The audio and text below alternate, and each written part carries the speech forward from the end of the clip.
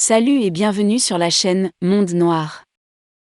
Quand on raconte l'histoire de l'Empire du Mali et de ses empereurs, généralement on parle de Kankou Moussa, à cause de son pèlerinage à la Mecque, et aussi pour avoir distribué aux divers dignitaires égyptiens une énorme quantité d'or. Mais connaissez-vous l'histoire de Soundiata Keïta, le fondateur de l'Empire du Mali ?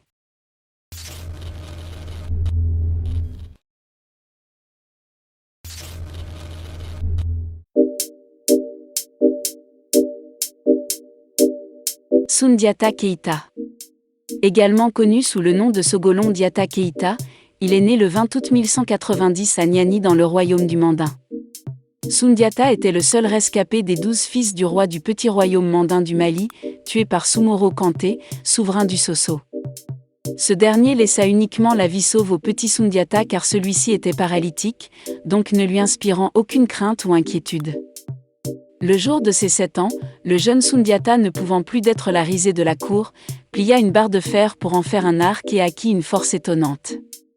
Craignant pour sa vie, il dut s'exiler et décida, avec des alliés, de combattre Soumoro Kanté qui, en plus d'avoir tué tous ses frères, avait enlevé sa sœur. Après son éclatante victoire contre Soumoro, roi du Sosso et principal ennemi du royaume mandingue, Soundiata Keïta accède au trône du royaume. Une fois au pouvoir, il voit les choses en grand en voulant rééditer le passé du grand empire du Ghana.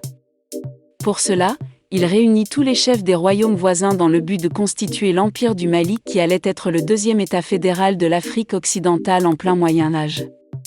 Si dans l'Empire du Ghana l'empereur portait le titre de Tunka, au Mali, Soundiata et son entourage choisissent celui de Mansa. Ce qui veut dire roi des rois en langue malinké ou mandingue. Soundiata choisit la petite ville de Niani, son lieu de naissance, pour en faire une capitale politique et économique, car c'était un endroit stratégique et inaccessible à ses ennemis. La ville de Niani était d'accès difficile, enserrée dans les montagnes et naturellement bien défendue. Lors de son intronisation, la confrérie des chasseurs du Mandé proclame la charte du Mandène qui abolit l'esclavage et fut l'une des premières déclarations des droits de l'homme.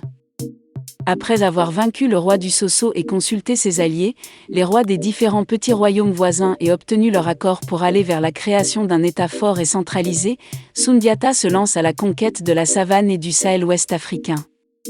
Vers 1240, il s'empare de Koumbi-Saleh, ancienne capitale de l'Empire du Ghana.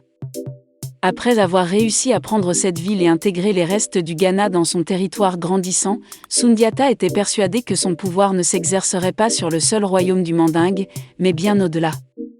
Il prit alors le titre de Mansa, roi des rois, autrement dit empereur du Mali. Le nouvel empereur accentue ses conquêtes avec comme premier objectif le contrôle des régions productrices d'or.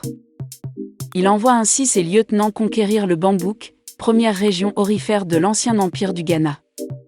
Une mission qu'il réussit sans grande difficulté. Avec ses brillants généraux, dont Tiramagan Traoré et Fakoli Koroma, Soundiata Keïta soumet presque tous les royaumes anciennement contrôlés par le Ghana. Il envoie le premier vers l'ouest, notamment dans le Djolof pour combattre le roi Djolofine Mansa qui avait arrêté une caravane de commerçants envoyés par Soundiata Keïta pour acheter des chevaux. Après avoir vaincu le roi du Djolof, Tiramagan Traoré fait des batailles en Sénégambie et fait la conquête de la Casamance et du haut pays de l'actuelle Guinée-Bissau, le Kabou. Tiramagan Traoré est considéré par les Mandankas de l'Ouest comme le fondateur de nombreux royaumes dont le plus important a été le royaume du Kabou. Quant à Fakoli Koroma, il soumet les régions sud et conquiert également les régions du haut fleuve Sénégal. Le roi de Diagan ou Diafounou et celui de Kita, alliés de Soumoro Kanté, ont été battus par Soundiata Keïta en personne. Après ces conquêtes territoriales, il rétablit l'unité du Soudan occidental. Ces conquêtes ont été poursuivies plus tard par son fils Mansaoulé et ses généraux qui ont annexé Gao dans l'est de l'actuel Mali et le royaume de Tekrour sur la moyenne vallée du fleuve Sénégal.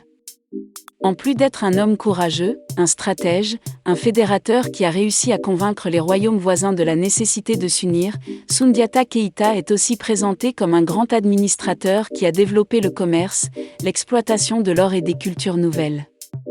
S'inspirant du pouvoir central de l'Empire du Ghana, Soundiata organise politiquement et administrativement les peuples soumis.